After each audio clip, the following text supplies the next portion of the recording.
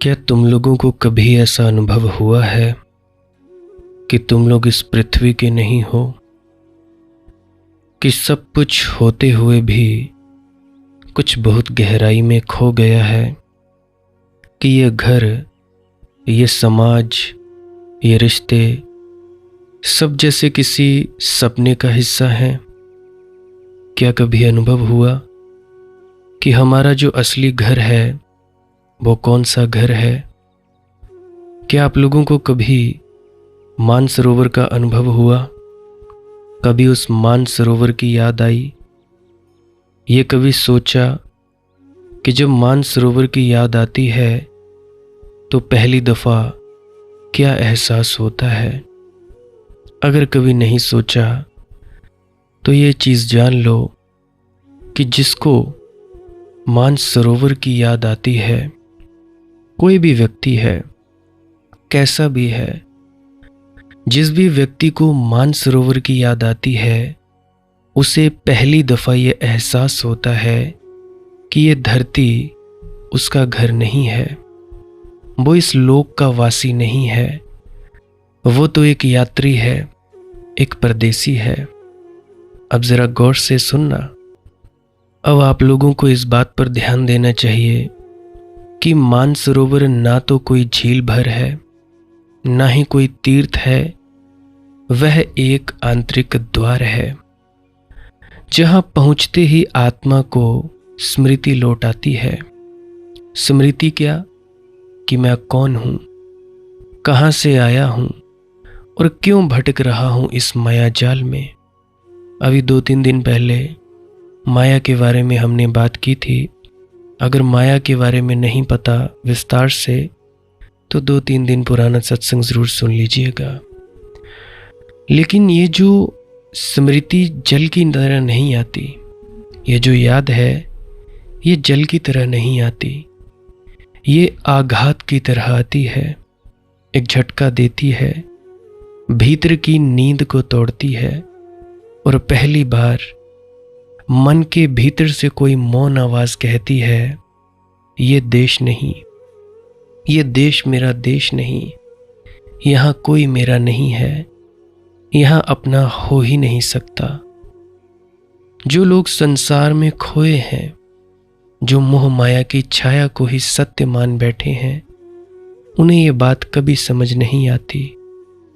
लेकिन जिस हृदय में मानसरोवर की याद जाग आती है, वह सब कुछ होते हुए भी एक अनजानी उदासी में डूब जाता है। आखिर क्यों डूब जाता है अनजानी उदासी में? क्योंकि उसे दिखाई देने लगता है इस जगत में अपनापन भी एक भ्रम है, अपनापन भी एक वहम है। यहाँ जो अपना लगता है वह भी सपना है। माँ, पिता, मित्र, प्रेमी, पत्नी, इन सभी ने कभी ना कभी कहा होगा, तुम हमारे हो, तुम मेरे हो। लेकिन मानसरोवर की याद बताती है, नहीं, कोई किसी का नहीं है। जो अपना है वो केवल परमात्मा है। परमात्मा में होकर ही अपनापन है। परमात्मा से अलग होकर तुम कितने ही रिश्ते जोड़ लो, सभी अंत में रेत की तरह हाथ से फिसल जाते हैं। तो इसका मतलब क्या ये जीवन झूठ है? क्या हम सब बस सपनों के पात्र हैं? क्या ये पूरी दुनिया एक यात्रा भर है जहां हम ठहरे नहीं, बस भटके हैं? मैं कहता हूं मानसरोवर की याद कोई सामान्य याद नहीं है। वो चेतना की किसी पुरानी परत से फूटता हुआ एक मौन संकेत है। तुम अपने घर लौटने वाले हो और जब ये याद आती है सारा जीवन बदल जाता है। तब तुम भीड़ में होकर भी अकेले हो जाते हो, तब तुम हंसते हुए भी भीतर रो रहे होते हो, तब तुम्हारा मन कहता है मुझे वापस जाना है। कहाँ वापस जाना है? कहाँ है वो घर? वो कौन सा स्थान है जहां अपनापन कोई भावना नहीं बल्कि स्वयं का अनुभव है? मानसरोवर कोई भौगोलिक स्थल नहीं, वह तुम्हारा मूल है, तुम्हारा आधार, तुम्हारी पहचान, तुम्हारा सच्चा घर। और जब ये याद आती है तब तुम जान जाते हो, अब मैं झूठा नहीं जी सकता, अब मैं झूठ में नहीं जी सकता। अब मुझे लौटना है उस सत्य की ओर जहां मैं अपने में हूं और सब अपने हैं, जहां मैं अपने में हूं सब अपने हैं। तुम्हें क्या कभी मानसरोवर की याद आई? क्या कभी लगा कि ये संसार तुम्हारा नहीं? क्या कभी भीतर से किसी ने पुकारा, चलो अब घर लौट चलें? अगर हाँ, तो ये पूरी वीडियो आपके लिए ही है। गुरु प्यारी सत्कारयोग सत्संगत जी, आप सभी के भीतर बैठे परमात्मा को मेरा प्रणाम, आप सभी के चरणों में मेरा प्रणाम स्वीकार करें। विनती करता हूँ, इस वीडियो को पूरा अंत तक सुनने की कृपालता ज़रूर करें जी। हो सकता है कोई ना कोई तुक, कोई ना कोई वाक्य आपके हृदय में उतर जाए, आपके किसी न किसी प्रश्न का जवाब मिल जाए, या आपका मन ठहर जाए, जिससे कि आपकी भजन सिमरन में तरक्की हो पाए। इसके लिए आप जी इस वीडियो को पूरा सुन सकते हैं। बाकी आपकी अपनी मौज है, आपकी अपनी दिली इच्छा है। बस बैठ जाइए एकांत में, शांत, मौन, आंख बंद करिए और बोलते शब्दों को सुनो। जो बोला जा रहा है पूरी तवज्जो उस पर, कान खुले रखो, बस सुनो, बोलो कुछ मत। सारा का सारा ध्यान इस मेरी आवाज़ पर ले आओ। जो भी मैं बोल रहा हूँ, जैसे जैसे मेरा ठहराव है, जो बोल रहा हूँ और ठहराव है, उसकी तरफ तवज्जो दो। जो मेरे बोलने पर ध्यान केंद्रित कर सकते हैं वो मेरे बोलने पर ध्यान केंद्रित कीजिए। जो मेरे मौन पर ध्यान केंद्रित कर सकते हैं वो मौन पर ध्यान केंद्रित कर सकते हैं। तो अभी हम आगे बढ़ते हैं। देखो, जब किसी को मानसरोवर की याद आती है तो पहली दफा जीवन में एक अजीब सी पीड़ा जन्म लेती है। बचपन से जो संसार अपना लगता था वो अब रंगहीन लगता है। जो रिश्ते आत्मा को भरते थे अब खाली हो जाते हैं। ये पीड़ा साधारण नहीं होती, ये वह दर्द है जो एक पक्षी को होता है जब उसे पिंजरे में जन्म देने के बाद पहली बार आकाश का सपना आता है। उसके भीतर कुछ फड़फड़ाता है, लेकिन उसे समझ नहीं आता कि यह तड़प किसकी है। तो ऐसे ही मानसरोवर की याद भी कुछ ऐसे ही होती है। एक क्षण आता है जब आत्मा मौन में डूबती है और उस मौन में उसे एक झलक मिलती है। किसकी? अपने असली घर की। उसको सतोरी की झलक भी कहा जाता है। गुरु नानक देव जी महाराज जी की आपको कहानी याद ही होगी, तेरा तेरा तेरा तेरा। मोदी खाने में तोल रहे थे। जब 1 2 3 4 5 6 ऐसे ही करते करते 13 आया, 13 13 ही हो गया। तब जाकर असली झलक मिलती है, और ये झलक है अपने असली घर की। गुरु नानक देव जी की बात पर मुझे एक शब्द याद आता है, तेरे तो बगैर बाबा नानका, तेरा तेरा किसी ने नहीं तोलिया। तेरे तो बगैर बाबा नानका, तेरा तेरा किसी ने नहीं तोलिया। तेरे तो बगैर बाबा नानका, तेरा तेरा किसी ने नहीं तोलिया। तो सतोरी की झलक अपने असली घर की झलक है। पर ये जो झलक होती है आकर चली जाती है बस कुछ क्षणों के लिए, और फिर शुरू होता है आत्मा का रोना, बिरह। कहाँ गया वो घर, वो शांति, वो अपनापन जिसे हम आज तक अपना समझते थे, उससे मोह टूटने लगता है। घर अपना नहीं लगता, पराया भी अपना नहीं लगता। घर अपना तो लगता नहीं, पराया भी नहीं लगता। एक अजीब बीच में की स्थिति बनती है। इसे ही संतों ने विरह कहा है, लेकिन यह विरह किसी व्यक्ति का नहीं, यह विरह है परमात्मा का, अपने वास्तविक स्वरूप का। तब तुम भीड़ में होते हुए भी अकेले हो जाते हो, हंसते हुए भी भीतर कुछ उदास रहता है। हर दिन लगता है जैसे तुम किसी भूल भलैया में फंसे हो, जहां रास्ता तो है लेकिन मंजिल नहीं। आखिर क्यों? क्योंकि ये धरती तुम्हारा घर नहीं है, तुम विदेशी हो। इस धरा पर तुम्हारा तन तो है लेकिन मन नहीं है, और आत्मा तो बहुत दूर मानसरोवर के किनारे बैठी प्रतीक्षा कर रही है। पर ऐसा हुआ कैसे? हमने उस घर को, उस परम अपनत्व को भुलाया कैसे? क्या तुम लोगों ने कभी ध्यान दिया कि इस संसार में सब कुछ बाहर है? हम बचपन से सिखाए जाते हैं, देखो, पकड़ो, छुओ, बनाओ, इकट्ठा करो, लेकिन किसी ने कभी ये नहीं कहा कि भीतर देखो। हमने परमात्मा को मंदिरों में खोजा, पुस्तकों में, वेदों शास्त्रों में, शब्दों में, लेकिन आत्मा में नहीं खोजा।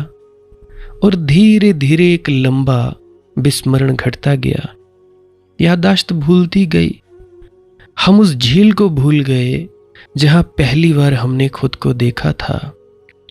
याद रखना, मानसरोवर कोई साधारण झील नहीं है, यह आत्मा का आईना है, जहां पानी नहीं, शुद्ध मौन है, जहां लहरें नहीं, बस गहराई है, जहां कोई और नहीं, सिर्फ तुम हो तुम्हारे वास्तविक रूप में। ये हमारे भीतर है। पर अब तुमने कुछ सुना है भीतर, एक पुकार, एक गूंज जो कहती है लौट आओ। ये जो अनाहत नाद अनबरत बरती है, अनबरत बरसती चली जा रही है, सुनती चली जा रही है, ये उस परमात्मा की ही आवाज है। आ जाओ अब घर को।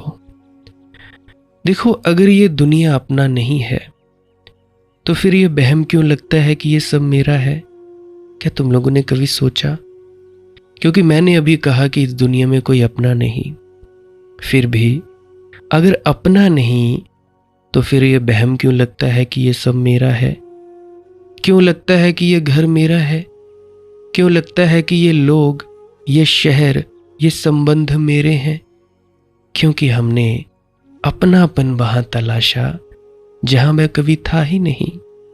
हमने प्रेम में अपनापन ढूंढा, लेकिन प्रेम बंध गया। हमने परिवार वालों में अपनापन ढूंढा, लेकिन वहां अपेक्षाएं आ गईं। हमने समाज में अपनापन ढूंढा, लेकिन वहां शर्तें आ गईं। क्या तुमने कभी महसूस किया है कि जब कोई कहता है तुम हमारे हो, तो उसी पल कोई अदृश्य श्रृंखला तुम्हें जकड़ लेती है?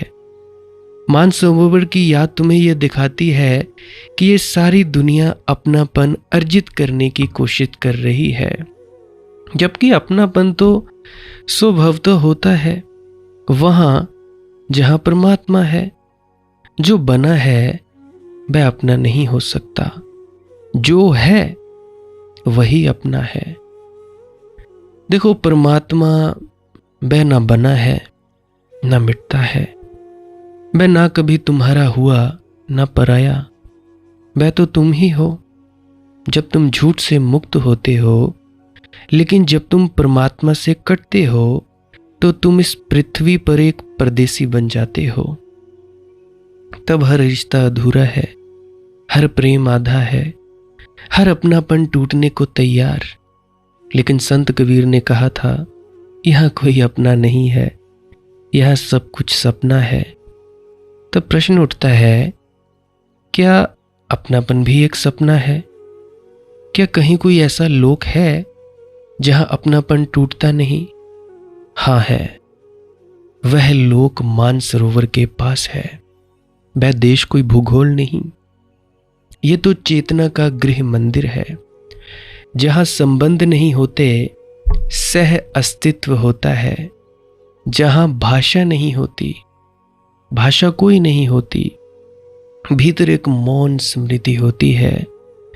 जहाँ प्रेम कोई भावना नहीं होती, स्वरूप होता है। लेकिन सवाल अब ये पैदा होता है कि हम वहां से गिरकर यहाँ आए कैसे, और क्या हम लौट सकते हैं? जी हाँ, बिल्कुल लौट सकते हैं। तो क्या ये याद अपने आप आती है, या कोई विशेष क्षण जब आत्मा को वह पहली झलक मिलती है? बिल्कुल नहीं। मानसरोवर की याद अचानक नहीं आती। वह कोई संयोग नहीं, वह तुम्हारे भीतर के गहन दुख से जन्म लेती है। दुख, जब भी तुम्हें दुख आता है, जब सारी संसार की उपलब्धियां तुम्हें थका देती हैं, जब हर सफलता एक खोखलापन छोड़ जाती है, जब प्रेम भी व्यर्थ और शांति भी दूर लगने लगती है, तब भीतर कुछ टूटता है। और उसी टूटन में एक दरार बनती है, एक ऐसी दरार जिससे झांककर आत्मा पहली बार उस शाश्वत लोक की झलक पाती है। वहां की झलक जहां से वह चली थी। मानसरोवर की याद किसी खुशी में नहीं लौटती, वह आती है जब वह भीतर से पूरी तरह खाली हो जाती हो तुम, तब आती है। तो जैसे जैसे ये संसार तुम्हें झूठा लगने लगता है, तुम्हारा हृदय तैयार होता है उस सत्य को याद करने के लिए जिसे तुमने जन्मों पहले भुला दिया था। लेकिन वह याद बिना बुलाए नहीं आती।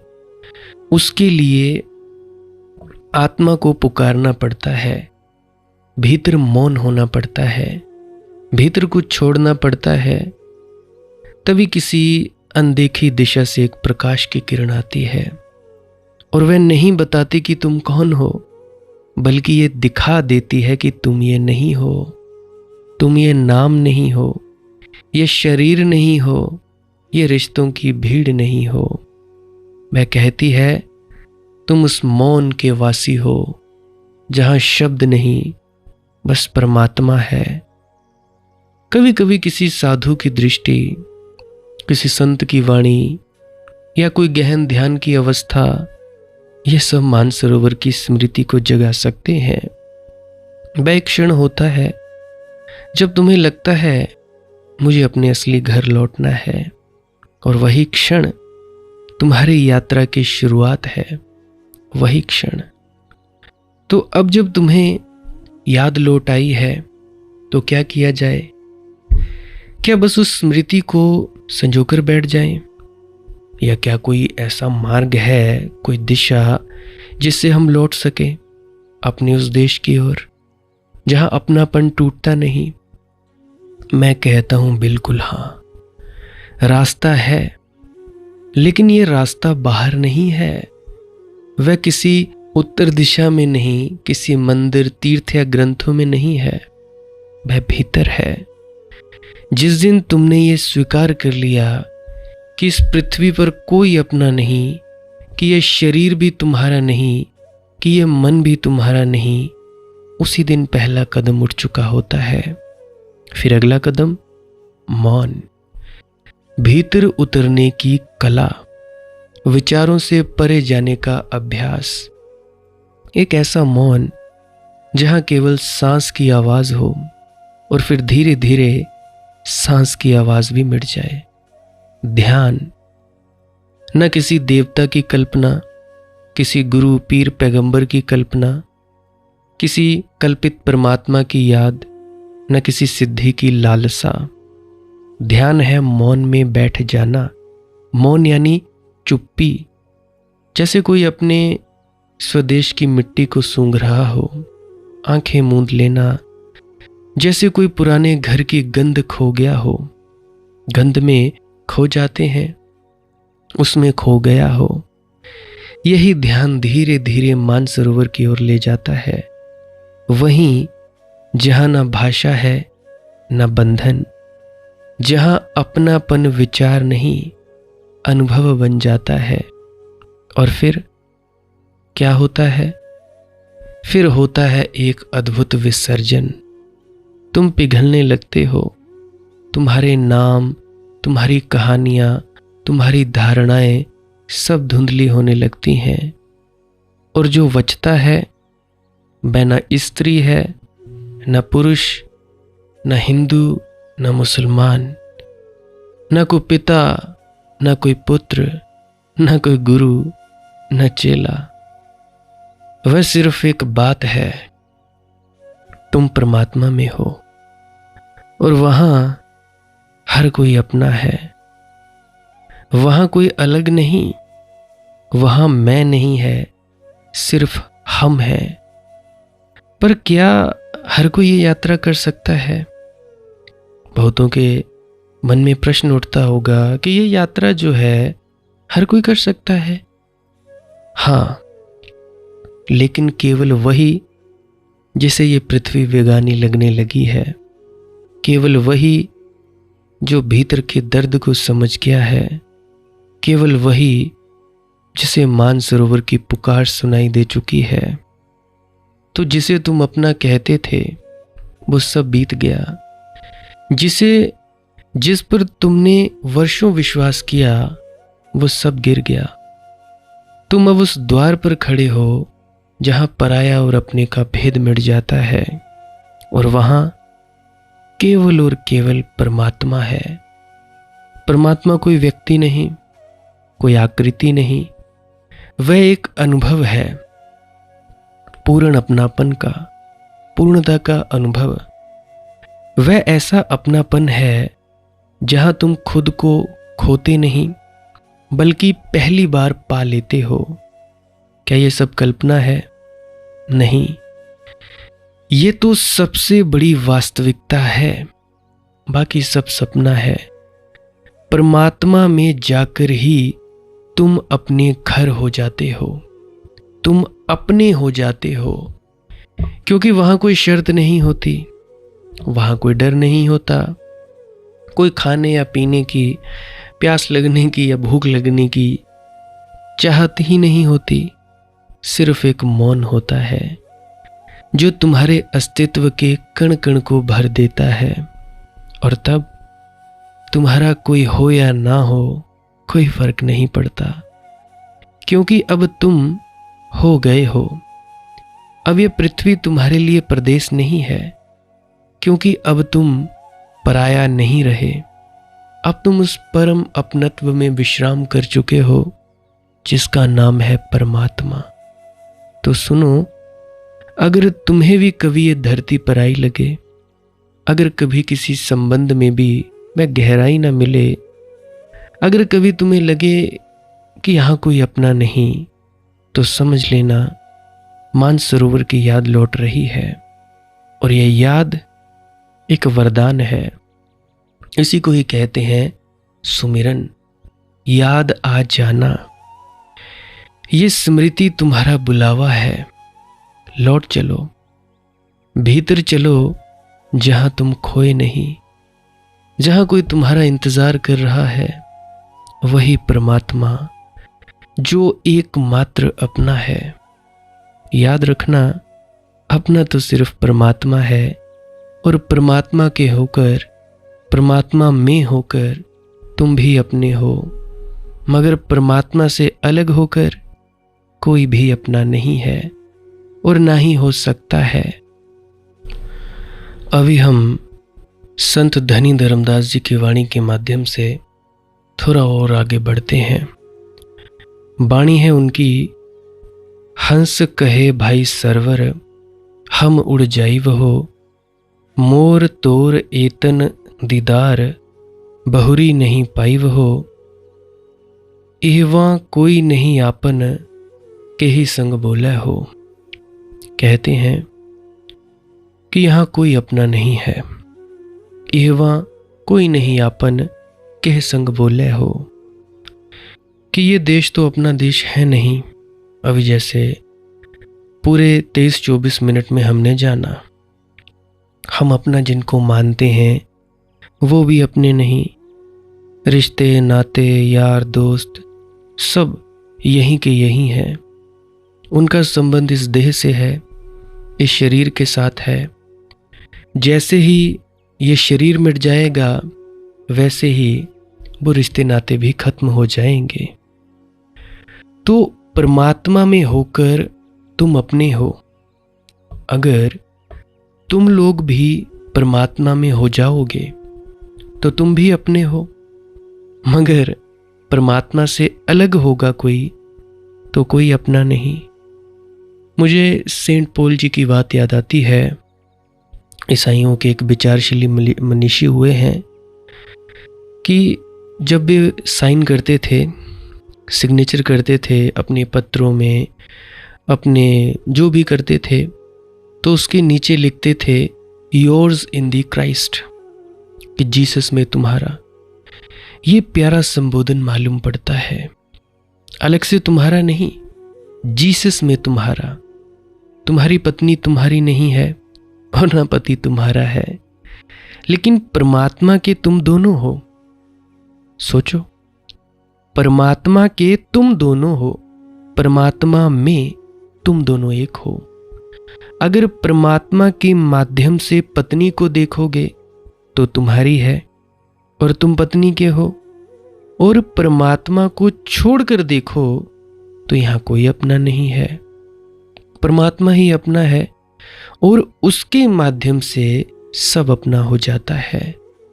और हमने सबको तो अपना बना लिया, परमात्मा भर को अपना नहीं बनाया। इहवा कोई नहीं आपन, कह संग बोले हो, किसके साथ बोले, किससे बतियाएं भाई। यहाँ भाषा ही अपनी नहीं है। अब हंस की भाषा यहाँ कोई बोलता नहीं, बगुलों की भाषा है, कौओं की काऊ काऊ है। यहाँ किससे बोले।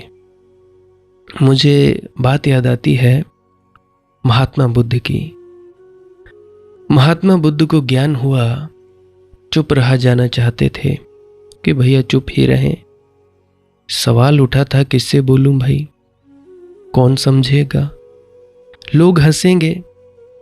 सभी ज्ञानियों को यह घड़ी आती है जब उन्हें ज्ञान होता है, जब पहली दफे उन्हें याद आता है, तब उन्हें भी समझ में आता है कि अब चुप ही रहना, किसी से कुछ कहना मत।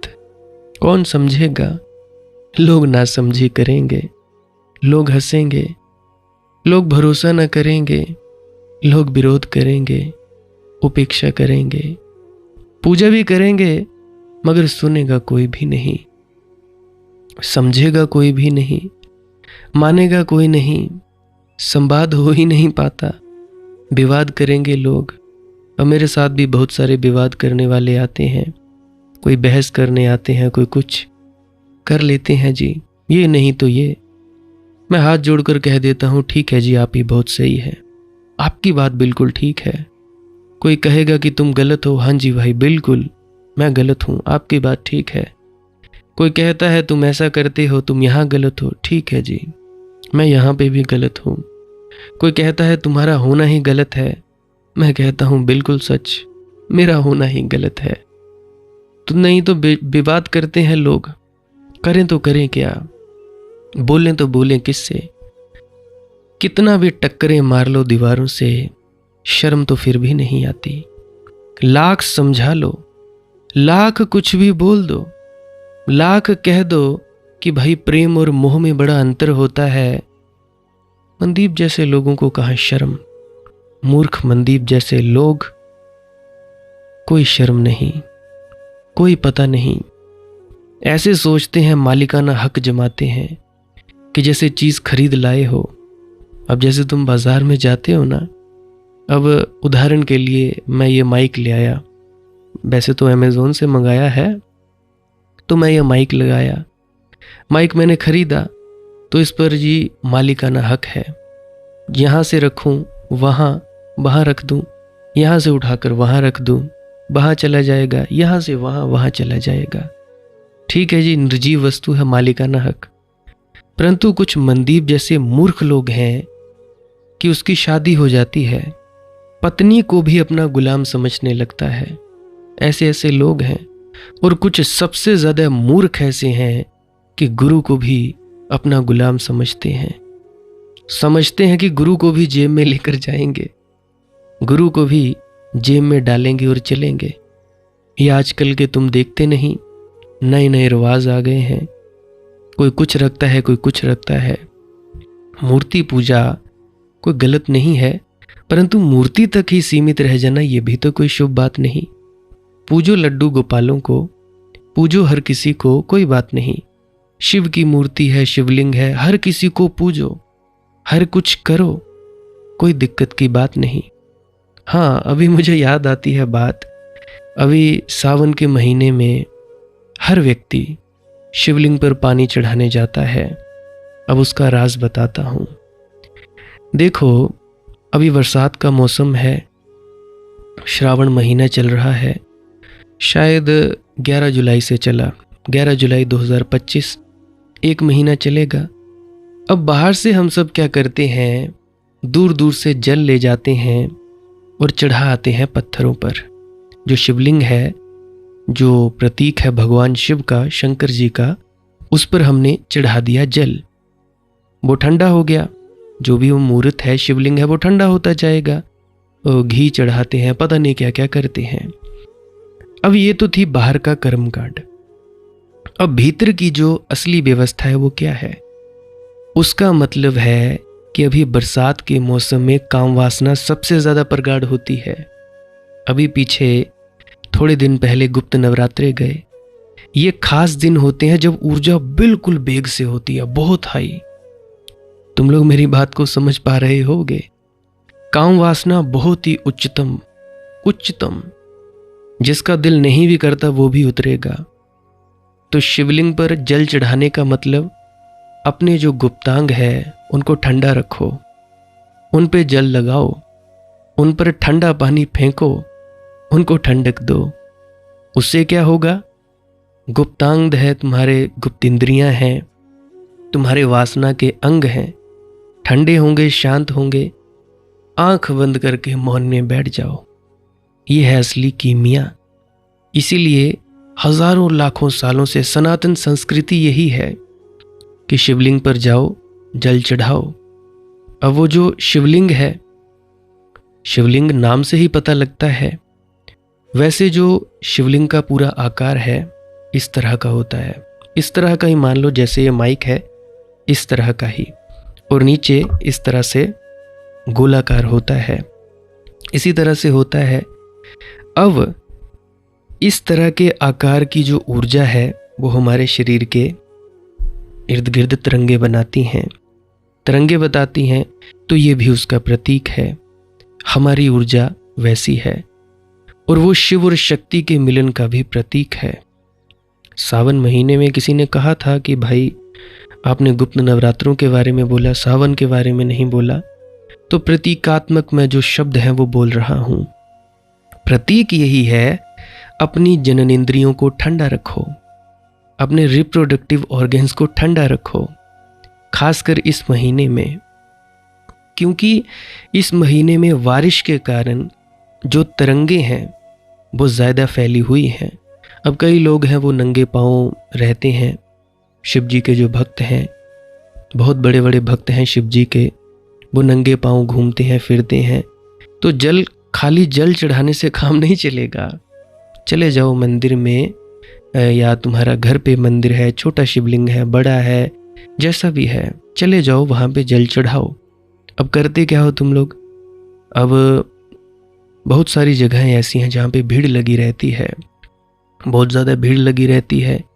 इतनी भीड़ लगी रहती है तो वहाँ पे तो वक्त नहीं मिलता। पर जहाँ पे तुम्हारा अपना मंदिर है, पास में कोई 2-4-10 लोग आते हैं, तुम गए सुबह, तुमने हाथ मुंह धोए या नहाए, बड़े फ्रेश होकर जल का लोटा लेकर चले गए। अब जल का लोटा लेकर चले गए, अब गए शिवलिंग के जो वो पत्थर रखा होता है उस पर पानी चढ़ाया। अब कुछ देर वहाँ पे ध्यान में बैठो, ध्यान में डूबो। ये है असली कीमिया। अंदर की बात हम जानते नहीं, कर्म कांड करके ही सोचते हैं क्या बात है जी। अभी कावड़ की यात्रा जा रही है, बहुत सारे लोग हैं जो कंधों पर काफ़ी पानी लेकर जाते हैं और जल चढ़ाते हैं। तो ये भी प्रतीकात्मक है। मतलब कि सनातन जो संस्कृति है हर जगह प्रतीकों से भरी है। अब देखो, हमारा पीपल का वृक्ष है। पीपल के वृक्ष को लोग पूजते हैं। अब पुराने जो मनीषी थे, जो समझदार लोग थे, तो उन्होंने क्या सोचा कि ये तो वृक्षों को काट रहे हैं, काट ही डालेंगे। तो सबसे बढ़िया तरीका उस वृक्ष को बचाने का, उसकी पूजा शुरू कर दो। पीपल का जो वृक्ष है 24 घंटे ऑक्सीजन छोड़ता है। रात को तुम किसी वृक्ष के नीचे नहीं सो सकते, क्योंकि रात को जो वृक्ष हैं वो कार्बन डाइऑक्साइड रिलीज करते हैं। दिन में वृक्ष ऑक्सीजन रिलीज करते हैं। कार्बन डाइऑक्साइड हमारे अंदर से निकलती है बाहर को, और पौधे कार्बन डाइऑक्साइड की मदद से, सूरज की रोशनी की मदद से अपना वो बनाते हैं भोजन। क्लोरोफिल होता है पत्तों में, तो भोजन बनता है। बदले में वो छोड़ते हैं ऑक्सीजन, और वो ऑक्सीजन हम लेते हैं। परंतु ये जो पीपल का वृक्ष है, ये 24 घंटे के करीब करीब मान लो, या 23 राउंड फिगर ही मान लो, मतलब कि सबसे ज़्यादा जो ये वृक्ष है पीपल का, सबसे ज़्यादा तरंगे फेंकता है। तरंगे भी फेंकता है, ऑक्सीजन भी देता है, पॉजिटिव तरंगे। एक बड़ का वृक्ष, बड़ का जो बड़ा सा बरगद का वृक्ष होता है वो भी। और तीसरा तुलसी। अब घरों में तुलसियाँ रखी होंगी सभी ने। कोई तुलसी के पत्ते कालों वाली तुलसी और सफ़ेद पत्तों वाली तुलसी रखी होगी बहुतों ने। तुलसी भी पॉजिटिव ऊर्जा को फेंकती है, ऑक्सीजन को बाहर फेंकती है। तो इसीलिए विधान बनाया गया था कि अपने घर में तुलसी रखो आंगन में, हर रोज़ उसको जल चढ़ाओ, हर रोज़ उसको पूजा अर्चना करो। हालांकि मकसद ये था कि तुलसी के पास जाकर उसकी जो तरंगे हैं पॉजिटिविटी की, वो तरंगे हमारे अंदर आए। अब तुम लोगों ने देखा होगा कईयों के घरों में तुलसियाँ सूख जाती हैं। कोई ऐसा व्यक्ति आया, तुलसी के पास से गुजरा, सूख गई तुलसी। उसका क्या संकेत है? उसका यही संकेत होता है कि वो व्यक्ति बहुत ही ज़्यादा नेगेटिव था, नकारात्मक। इसीलिए अक्सर आंगन के बीच में तुलसी लगाई जाती थी, ताकि कोई भी आए आंगन के बीच में से ही आएगा, गेट है उसके आंगन के बीच से आएगा और अंदर आएगा, ताकि जो भी उसकी नेगेटिविटी है ज़्यादा से ज़्यादा वो कैंसिल हो जाए। थोड़ा आपको साइंटिफिक चीज़ें बता रहा हूँ ताकि हमें कम से कम पता तो हो कि वृक्षों को बचाना क्यों है, पीपल को क्यों नहीं काटा जाता। कोई धागे चढ़ाते हैं, कोई दिए जला रहे हैं। हमारे घर में भी, जहाँ पे मैं पैदा हुआ हूँ, मेरा घर चौकी मन्यार में है, वहाँ मैं पैदा हुआ, तो वहाँ पे भी पीपल का वृक्ष है। रोज़ वो ऐसे ऐसे धागे लपेटे होते हैं, सूती धागे, कोई, और उसके बाद कोई कीलें गाड़ देता है। तो ऐसे ही पूजा अर्चना करना शुरू कर देते हैं। तो पुराने जो समझदार मुनीषी थे, उन्होंने यही सोचा कि भाई यही एक माध्यम है, तो इनको भाई बचाओ। तुम लोग देखो, कुछ दीवारें हैं जिन दीवारों पर हनुमान जी की शक्ल या तस्वीर बनी हो, और उनकी शिव जी की या माताओं की, तो उस दीवार के सामने तुम पेशाब नहीं करना समझते ठीक। यही एक मकसद है, यही एक रास्ता है कि भैया वहाँ पे तुम प्रणाम करके जाओ, हाथ जोड़ कर जाओ। तो ये जितनी भी चीज़ें हैं, ये सब दिमाग की चीज़ें हैं, कीमिया है। तो बाहिरमुखी हम कर्म कांडों को देख लेते हैं, अंतर्मुखी नहीं जाते। जितने भी तुम लोग हो घर में, पौधे लगाओ, पेड़ पौधे लगाओ। नहीं लगा सकते, गमले लगाओ। गमलों में अच्छे अच्छे जितने भी प्लांट्स आते हैं बढ़िया, वो लगाओ, देखभाल करो। और सबसे ज़्यादा ज़रूरी बात, शिवलिंग पर जाओ, जल चढ़ाओ, कोई बात नहीं, परंतु अपने गुप्त इंद्रियां, जनन इंद्रियों को भी शांत रखो। जब भी सुबह नहाते हो तो ठंडा पानी ज़रूर फेंको। सर्दियों में ठंडा पानी फेंकोगे तो सुन्न हो जाओगे। मेन कहने का मेरा मकसद ये है कि अपने आप को ठंडा रखो। इसीलिए अक्सर सावन के महीने में ये मुर्गा, मांस, मछली का सेवन बंद कर देते हैं। मैं तो कहता हूँ शर्म आनी चाहिए लोगों को खुद को हिंदू भी कहने से। खाते हैं मांस, मुर्गा, और बोलते हैं जी हम सनातनी हैं, हम हिंदू हैं। एक महीने को छोड़ दिया, नवरात्रों को छोड़ दिया, ये क्या बात हुई भाई? असली व्यक्ति तो वो है जो जीव हत्या कम करे, या करे ही ना। ये थोड़ा मतलब है कि भाई श्रावण का महीना आ गया तो हम नहीं खाएंगे, बाद में हम खाएंगे। ये कोई बात ठीक नहीं है। और लड़ते हैं कि भाई हिंदू खतरे में है। अरे काहे का खतरे में है? मुसलमान लड़ते हैं, मुसलमान खतरे में है। सब मूर्खों के मूर्ख हैं। खाते हैं मांस मुर्गा, कहते हैं जी हम हिंदू धर्म की रक्षा करेंगे, हम सनातन की रक्षा करेंगे। ऐसे नहीं होता। साइंटिफिक वेज, साइंटिफिक तरीकों का पता होना चाहिए, वैज्ञानिक तरीकों का पता होना चाहिए कि हम ये कर्म कर रहे हैं तो क्यों कर रहे हैं। हम अगर घर में हवन यज्ञ करवा रहे हैं तो क्यों करवा रहे हैं। अगर मैंने ये पुखराज पहना है तो क्यों पहना है। कोई खास वजह होगी, तो उन वजहों कर अगर हम ठीक ढंग से अमल करेंगे तो फायदा है। अब मान लो कोई भी पुखराज पहनने लगे। अब मैंने तो पहना है, मैंने तो किसी से बढ़िया ढंग से ज्योतिष के अनुसार बनवाया, तो उसके हिसाब से मैंने पुखराज पहना। बाकी सिर्फ ये ग्रह नक्षत्र जो होते हैं इनका हम पर प्रभाव पड़ता है, हमारा इन पर पड़ता है।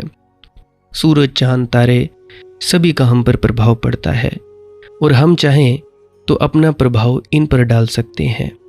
मुझे पहनने के लिए बोला गया कि भाई पहन लो, मैंने पहन ली। भाई जो हरी इच्छा, जो मालिक की मौज, मैं तो मना करता ही नहीं। कोई दे देता है भाई ये लो, ठीक है भाई दे दो, हरी इच्छा। तो कहने का मतलब है हर चीज़ का एक वैज्ञानिक कारण होता है। अब बहुत से हैं वो ज्योतिष में फंसे हुए हैं, हमारा ये काम हो जाए जी, वो हो जाए जी। देखो ज्योतिष का उपाय सिर्फ यही है कि तुम स्टोन धारण करो, रत्न धारण करो, उसके अलावा कोई उपाय नहीं। तुम यज्ञ कर लो, हवन कर लो, कोई उपाय नहीं। परंतु जो व्यक्ति है वो पंडित है ज्योतिष का, वो प्रकांड पंडित होना चाहिए। अगर गलत ऐसा नग पहन लिया, गलत रत्न पहन लिया, तो जिंदगी उलट हो जाएगी। ये ऐसे ही है। अब जैसे गर्मियां हैं, आप लोग मेरे माथे पर भी पसीना देख रहे होगे। गर्मियां हैं, हम गर्मियों को कपड़े पहनते हैं, सूती कपड़े या आधी बाजू, या जिसमें हमें गर्मी कम लगे। अगर कोई मूर्ख गर्मियों को स्वेटर पहन ले, कोट पहन ले, तो वो मरेगा या नहीं मरेगा। ये वैसे ही है। ये जितने भी हमारे रत्न हैं ये सिर्फ खास ज्ञान द्वारा ही पहने जाते हैं। अगर किसी को पूरी जानकारी है, कुंडली की जानकारी है किसी को, तो उसके हिसाब से ही पूरा पहने। अगर नहीं जानकारी है तो मत पहने, उतार ही दे। ये नहीं कि किसी ने कह दिया यूट्यूब पर या किसी ने फेसबुक पर कह दिया वो कर लें, किसी ने कह दिया कि कुत्ते को ये डाल दें तो वो डाल दें ना, ऐसे कर्म बिल्कुल नहीं करने हैं। अगर तुम्हारे घर में दरिद्रता है, गरीबी है, सबसे बढ़िया तरीका भूखों की सहायता करो, भूखों को भोजन दो, और पशुओं पर, पक्षियों पर, सभी पर दया करो। गौशाला चले जाओ, वहाँ पे कुछ दान पुण्य कराओ, क्योंकि दान पुण्य का फल है तुम्हारा सुख। सुख साधन जुटा लोगे, पैसा चाहिए तो पैसा दान देना शुरू कर दो। घर में अगर तुम्हारे कलेश है तो भैया ये भूल जाओ कि तुम्हारे घर में समृद्धि आएगी। जिस घर में कलेश है, जिस घर में लड़ाई झगड़े रहते हैं, उस घर में सुख समृद्धि कभी नहीं आ सकती। बाकी सब तो लोग परेशान ही रहते हैं, और क्या ही कह सकते हैं। तो मैं फिर से आ जाता हूँ अपनी बात पर कि भाई ये जो सावन का महीना है, जल चढ़ाया जाता है हमेशा शिवलिंग पर। और शंकर जो हैं, शिव शक्ति, आधा स्त्री आधा पुरुष, अर्ध नारेश्वर। हम में आधी स्त्री है, आधा पुरुष है। पुरुषों में पुरुष तत्व ज़्यादा है, स्त्री तत्व कम है। स्त्रियों में स्त्री तत्व ज़्यादा है, पुरुष तत्व कम है, इसलिए वो स्त्री हैं, हम पुरुष हैं। बने तो हम दोनों अंशों से है। पुरुष और स्त्री के बिना ये सृष्टि हो नहीं सकती, अगला जन्म हो नहीं सकता। तो कहने का मतलब है कि भाई अपने आप को ठंडा रखो, शांत रखो, संयम में रहो। ब्रह्मचर्य का पालन इसीलिए करने को कहा गया है। अब बहुत से हैं वो तांबे का लोटा लेकर जाते हैं। तांबे के बर्तन में सुबह उठो, पानी पियो, खाली पेट। जैसे ही उठो पानी पियो, इससे तुम्हारा ब्रह्मचर्य पालन करने में मदद मिलेगी। जैसे ही सुबह उठो 2 गिलास पानी पी लो। नहीं है तांबे का बर्तन, कोई बात नहीं, स्टील में ही पी लो, पियो तो ज़रूर। पानी पियो, 2-3 गिलास पी लो, उसके बाद आगे चलो। और एक बहुत ज़रूरी बात, तुम में से बहुत सारे लोग होंगे जो ये सोचते हैं कि हम लोग अगर नहीं नहाएंगे तो पता नहीं हम गंदे हैं, परमात्मा नाराज़ हो जाएगा। नहीं भाई, कोई दिक्कत की बात नहीं। तुम जैसे हो, जैसे भी हो, अपने आप को समर्पित कर दो। अब मान लो रात को तुम वासना में उतरे थे, सुबह तुम सोचो कि भाई नहाए बिना हम नहीं बैठेंगे भजन सिमरन में, तो भाई अगर तुम सोचोगे कि हमारा ध्यान नहीं लगेगा तो ये भी कोई बड़ी बात नहीं। कोई बात नहीं, वासना भी तो उसी ने दी। तुम चुपचाप उठ के बैठ जाओ, फिक्र ही मत करो, अपने बाहरी आवरण की फिक्र ही मत करो भाई, अंदर की फिक्र करो। क्योंकि शरीर है और कल नहीं है, आज है और कल चला जाएगा। साफ सुथरे रहो, नहाओ धो। पर अगर कभी कोई समस्या है, कोई दिक्कत परेशानी है, नहीं नहा सकते तो मत नहाओ भाई, सीधे बैठो। ये थोड़ी ना कोई बात हुई कि भाई नहाकर ही बैठना है। वैसे नहाकर बैठने से सुस्ती थोड़ी कम आती है। जब पानी यहाँ से सिर के ऊपर से जाता है तो हमारा ये पूरा हिस्सा ऊपर से नीचे तक ऊर्जावान हो जाता है। बस यही फ़ायदा होता है, और थोड़ी सुस्ती नष्ट हो जाती है। मुंह धो लेते हो, आंखों पर छींटे मारते हो, तो इससे भी फ़ायदा हो जाता है। तो सावन के महीने में खास तौर पर ध्यान रखें, हल्का भोजन खाएं, ध्यान में डूबें और ब्रह्मचर्य का पालन ज़रूर करना है। तो मैं उससे भी पहले बात कर रहा था कि महात्मा बुद्ध वो बोले, भाई किसके सामने बोलना, किसके आगे बोलना। इहवा कोई नहीं आपन, कह संग बोले हो। बिच तरवर मैदान अकेला, हंस डोले हो। कहते हैं धनी धर्मदास जी, जैसे ही कोई हंस हो गया, जैसे ही मानसरोवर की याद आ गई और बगुलापन गया, छूठापन गया, माया गई, आत्मबोध हुआ, वैसे ही भरे बाजार में आदमी अकेला हो जाता है, भीड़ में अकेला हो जाता है। बिच तरवर मैदान, जैसे पूरे बड़े मैदान में एक वृक्ष अकेला खड़ा होता है, अकेला हंस डोले हो। मन मस्त हुआ फिर क्या बोले। 1,84,000 भरम मनुष्य तन पाइल हो। कितनी कितनी यात्रा की है मानसरोवर से इस डबरे तक आने में। सोचो, 84 लाख योनियों से आदमी गुजरा है, इसीलिए तो भूल गया, बड़ी पुरानी बात हो गई। मानुष तन पाइल हो। इस 84 लाख योनियों में कभी अवसर नहीं था कि मानसरोवर की याद आ सके। मनुष्य को ही ये अवसर मिला है, मनुष्य को ही ये मौका मिला है। मनुष्य ऐसा समझो कि परमात्मा से सर्वाधिक दूरी है, और चूंकि सर्वाधिक दूरी है इसलिए सर्वाधिक पीड़ा मनुष्य अनुभव करता है परमात्मा की। परमात्मा उस जगह है जहां से लौटना संभव है, क्योंकि पीड़ा इतनी सघन है कि लौटना ही पड़ेगा। बीमारी इतनी सघन हो जाती है कि औषधि खानी ही पड़ती है ना, खोजनी ही पड़ती है। बिना इलाज किए कोई उपाय नहीं है। मानुष्य जन्म अमोल, इसीलिए मनुष्य के जन्म को अमोल कहा है। अब देखो, पशु हैं, पक्षी हैं, पेड़ पौधे हैं, सब प्यारे हैं, मगर एक कमी है, बोध नहीं है। और बोध ही ना हो अगर, तो लौटोगे कैसे। ऐसा समझो कि गहरी नींद में पड़े हो, सभी मनुष्य जाग गए हैं। ऐसा नहीं कह रहा हूं, लेकिन मनुष्य जाग सकता है। पौधे चाहे तो भी जाग नहीं सकते, पौधे जाग नहीं सकते। ये नहीं कह रहा हूं कि सभी मनुष्य जाग ही जाएंगे, ऐसी कोई अनिवार्यता नहीं है। चाहे तो जाग सकते हैं और ना चाहे तो सोए रह सकते हैं। इसलिए बहुत से मनुष्य पौधों जैसे जीते हैं, बहुत से मनुष्य पशुओं जैसे जीते हैं, गधे जैसा काम करते हैं, घोड़ों जैसा, सूरों जैसे बच्चे बच्चे पैदा करते जाते हैं। बहुत से मनुष्य पत्थरों जैसे जीते हैं। मनुष्य जब मनुष्य जैसा जीता है तभी उसको हम भगवत्ता उपलब्ध हो गई इसकी घोषणा करते हैं। अहम ब्रह्मस्मि। मानुष्य जन्म अमोल, अपन सो खोइल हो। और अपने ही हाथ से आदमी खोता चला जाता है, इस अमूल्य अवसर को खोता चला जाता है। एक बार अवसर खो जाए तो फिर कौन जाने कब मिले। एक बार खो जाए फिर बड़ी लंबी यात्रा हो, फिर कुछ पक्का नहीं कि दोबारा कब हाथ आए। और एक बार खो जाए तो दोबारा भी खो जाने की आदत हो जाएगी, तिबारा भी खो जाने की आदत हो जाएगी।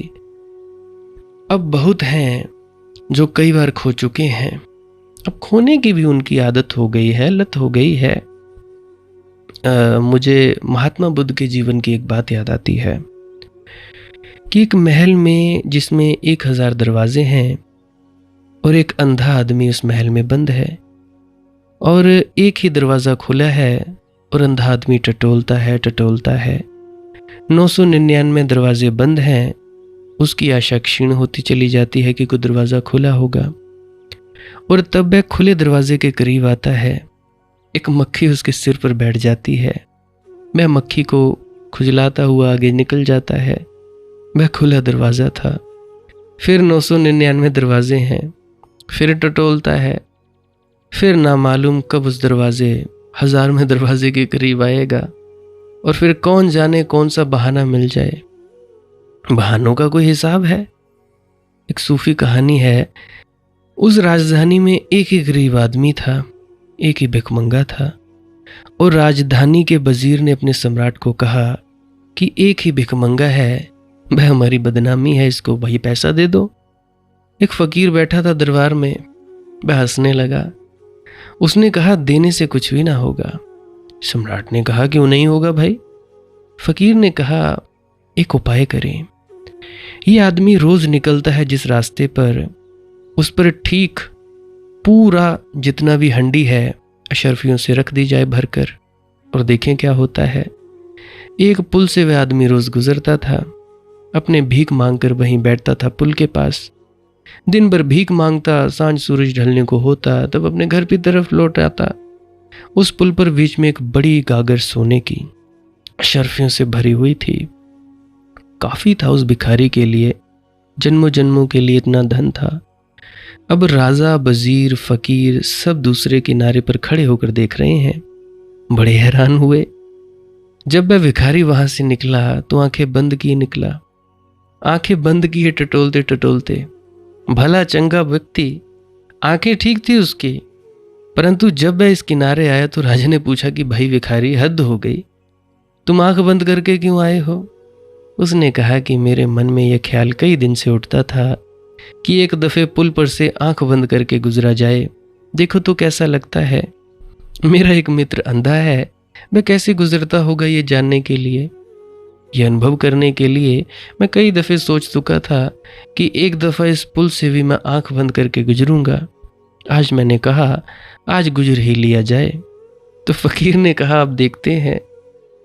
सोने का घड़ा भरा था आज इसको ये ख्याल आ गया, ये संयोग वशात नहीं है, इस आदमी की गरीब होने की आदत हो गई है, गहरी आदत हो गई है, लत हो गई है। ये अवसर गवाता रहा है, ऐसे ही लेट हो रहा है। लत जो है भाई, तुम फिर से हजारों दरवाजों के पार आओगे, कौन जाने कौन सा तुम्हारे दिमाग में ख्याल आ जाए, या यही ख्याल आ जाए कि 999 दरवाजे बंद थे, अब 1000वां क्या खुला होगा। चलो कौन टटोले, ऐसे ही निकल चलो, कोई भी बहाना आ सकता है। तो याद रखना, जो अवसर अभी हाथ में है उसे किसी भी कारण गंवाना नहीं है। मानुष जन्म अनमोल, अपन सो खोइल हो। अपने ही हाथ से लोग खोते जाते हैं। साहेब कबीर सोहर सुगावल, गाई सुनायबत हो। धनी धर्मदास जी कहते हैं, मैं तो बच गया भैया गवाने से, क्योंकि साहब कबीर ने ऐसा प्यारा गीत सुनाया, मेरे मुर्शिद मेरे गुरु ने, कि उस मानसरोवर का ऐसा गीत सुनाया कि मेरी स्मृति जगा दी। सदगुरु का काम ही यही है कि गीत गाए गाए उस परमात्मा के उस मानसरोवर के। उनके कानों में फुसफुसाए जो डवरों से राजी हो गए हैं, उन्हें असली संपदा की याद दिलाए। वाकई जो है उन्हें साम्राज्य की सुधि दिलाए जो भिखमंगे हो गए हैं। साहिब कबीर सोहर सुगावल, ऐसी प्यारी स्मृति जगा दी है कबीर ने, ऐसा गीत गाया, ऐसी धुन बजा दी, वाकई क्या बात है। सुनहु हो धर्मदास एह चित चेतहु हो, इसी बार चेतना है, अभी चेतना है, इसी जन्म में जागना है, इसी जीवन को रूपांतरित करना है। आज ही पहुंचना है मानसरोवर में, कल पर नहीं टालना है, बहुत टाल चुके भैया। सुनहु हो धर्मदास एह चित चेतहु हो, इसी मन में इसी तन में चेत जाना है भाई। जो आज चेतेगा वही चेतेगा, कल पर मत टालना। और टालने के बहुत बहाने आते हैं भाई, कई बार तो बहुत अच्छे बहाने आते हैं।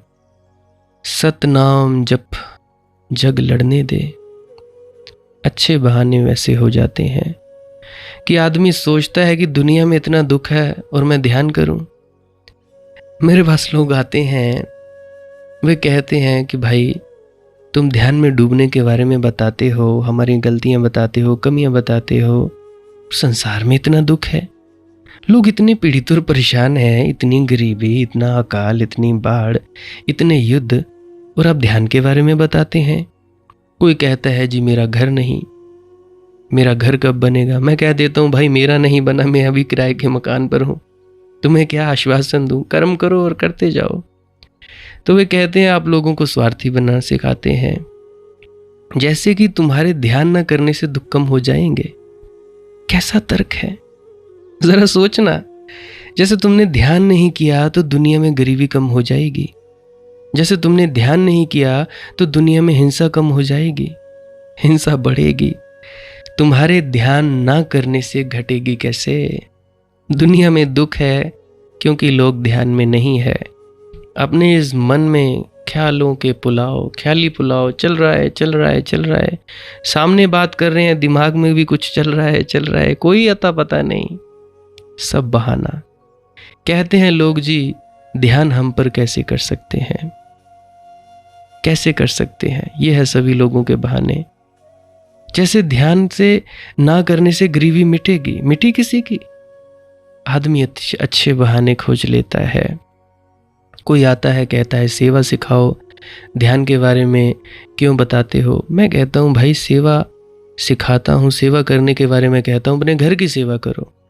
क्यों कहीं जाना? पति ना जाने दे तो, पत्नी झगड़ा करे नहीं जाना सत्संग सेंटर तो, मंदिर ना जाने दे, मस्जिद ना जाने दे, गुरुद्वारा गिरजा ना जाने दे तो भैया असली जरूरी चीज है ध्यान के बारे में बताना। डूबे रहो ध्यान में, बिल्कुल डूबे रहो, कुछ नहीं करना भाई। सारा दिन ध्यान में रहो, मस्त रहो, आनंदित रहो। सदा दिवाली साध की आठों पहर आनंद। हमेशा से ऐसे ही रहो जैसे गुरु नानक की वाणी थी, नाम खुमारी नानका सदा रहे दिन रात। तो भैया उस नाम से साथ जुड़ो। नाम सदा सुखदाई हर को, नाम सदा सुखदाई। नाम सदा सुखदाई हर को, नाम सदा सुखदाई। नाम सदा सुखदाई हर को, नाम सदा सुखदाई। नाम सदा सुखदाई हर को, नाम सदा सुखदाई। जाको सिमर या जा मिल उदरयो, जाको सिमर या जा मिल उदरयो, गन कहूँ गत पाई। नाम सदा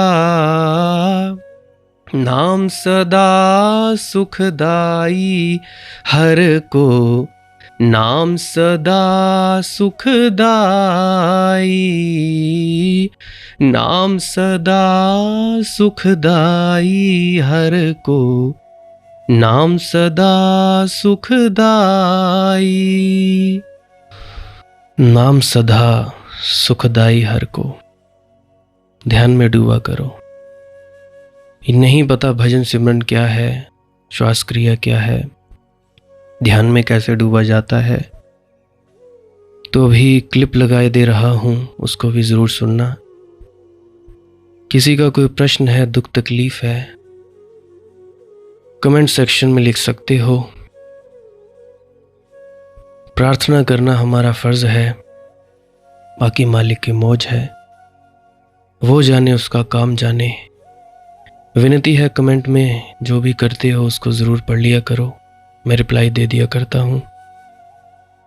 बाकी बार बार सुना करो ताकि वो आनंद, उस परम तत्व का आनंद आपके भीतर उतर सके और आप अपने भीतर अपने स्वयं से मिल सकें।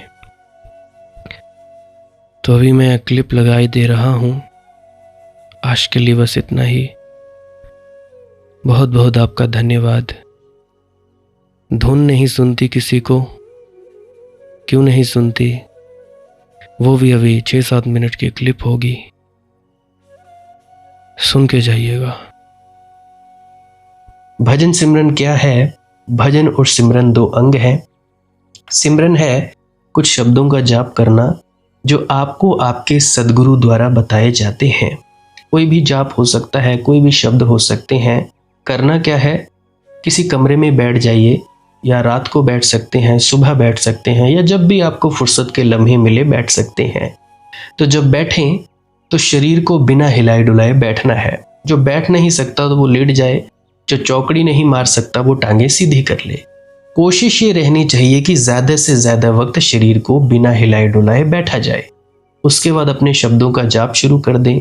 आंख बंद रखें, आंखों पर ज़्यादा जोर नहीं लगाना है, कोई कष्ट नहीं देना है, नहीं तो सर में दर्द होगा और फिर आप लोगों को परेशानी हो सकती है। तो आपने क्या करना है? चुपचाप शांत होकर बैठे रहना है, शब्दों का जाप शुरू कर देना है। जितनी देर भी आप करना चाहो, आधा घंटा, पौना घंटा, 10 मिनट, 15 मिनट, या जितनी भी आपको आपके सद्गुरु द्वारा दिया गया निर्देश है, जितना निर्देश है उसका पालन कीजिए। और उसके बाद दूसरा स्टेप करना बड़ा ही ज़्यादा ज़रूरी है। वो क्या है? वो उसी अवस्था में बैठे रहें या आसन भी बदल सकते हैं। ये जो शब्दों का जाप होता है ये एकाग्रता के लिए होता है, ताकि मन की एकाग्रता आ जाए।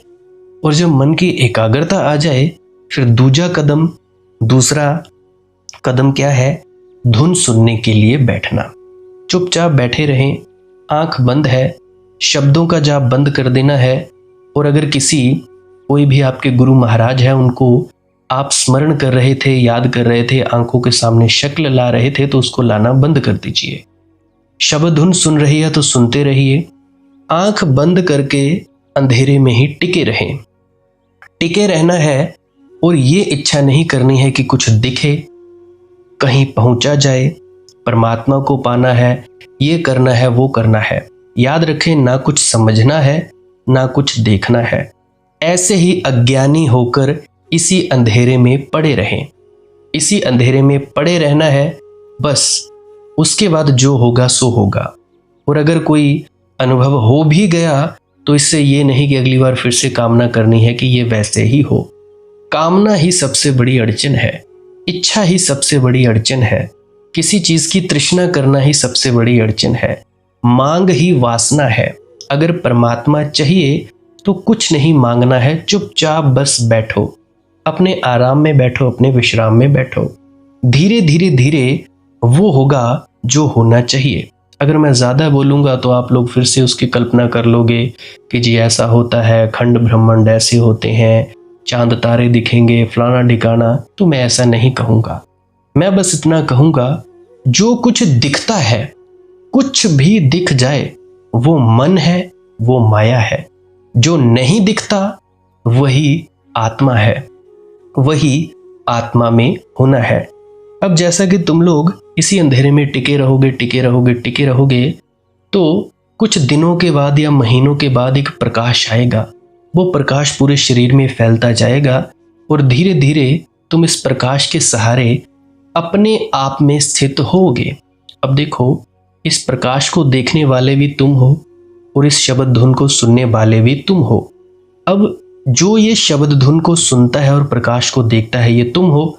तो अपने आप में स्थित होना है, अपने आप को जानना ही सच्चा आत्मज्ञान है।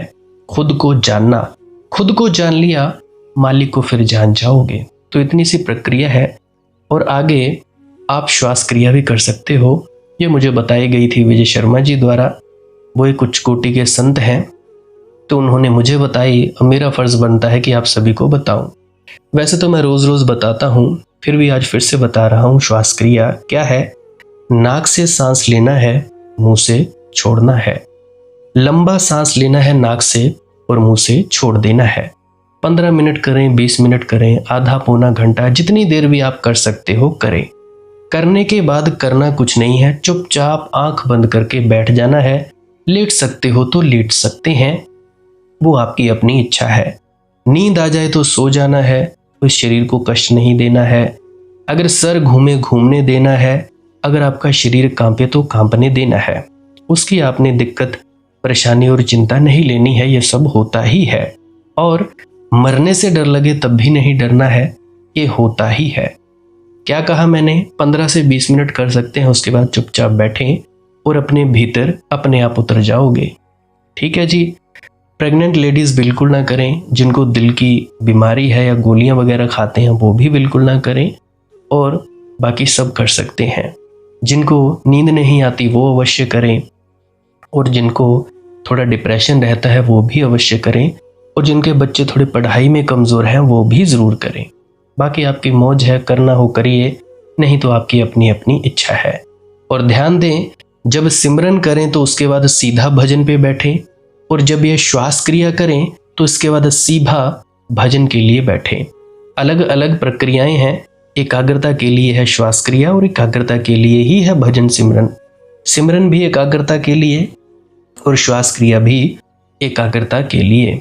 ठीक है, मिक्स नहीं करना है, अलग अलग करिए। अगर श्वास क्रिया करी तो उसके बाद सीधा धुन सुनने पर बैठें। अगर सिमरन के शब्दों का जाप किया उसके बाद फिर से धुन सुनने पर बैठें। बाकी आपकी अपनी मौज है, जो आपको रुचे वो कर सकते हो। अगर धुन सुनने लगे तो धुन सुनने पर ही डायरेक्ट बैठा जाए, परंतु श्वास क्रिया मत छोड़ना, क्योंकि श्वास क्रिया करने से शारीरिक, मानसिक और आध्यात्मिक लाभ मिलता है। तो बाकी आप कीजिए, आपकी मौज है। और कोई प्रश्न है तो कमेंट सेक्शन में पूछ सकते हैं, या इंस्टाग्राम, टेलीग्राम, फेसबुक पे सर्च करें मालिक की मौज सत्संग, तो वहाँ पे पूछ सकते हैं। प्रश्न पूछने से पहले एक विनती, आप लोग पुरानी सत्संग वीडियोस को अवश्य सुनिए। क्या पता आपके प्रश्नों के जवाब मिल जाएं और आप अपने भीतर ध्यान में उतर जाएं। बाकी आपकी अपनी मौज है। लाइक कर सकते हैं इस वीडियो को अगर आपको कुछ सीखने को मिला है, और कमेंट सेक्शन में राधा स्वामी ज़रूर लिखें। सब्सक्राइब कर सकते हैं इस चैनल को अगर रोज़ रोज़ नए नए सत्संग सुनना चाहते हैं। और बाकी आप सत्संग लगा के छोड़ दीजिए, और बस छोड़ दीजिए। सुनते सुनते आप ध्यान में प्रवेश करेंगे या तो आप जी सो जाएंगे, तो आपकी मौज है। बाकी आप लोग अगर शेयर करना चाहो अपने मित्रों तक तो कर सकते हैं, नहीं तो मालिक की मौज है, कोई चक्कर नहीं है। आप मुझे इतने अंत तक सुनते हो, इतने अंत तक सुनने के लिए आपका बहुत बहुत शुक्रिया, बहुत बहुत धन्यवाद, और मुबारक हो आप लोगों ने जो आनंद प्राप्त किया। अब मैं अपने गुरु महाराज को प्रणाम करता हूँ। आप सभी के भीतर बैठे परमात्मा को भी प्रणाम करता हूँ। मेरा प्रणाम स्वीकार करें। राधा स्वामी जी।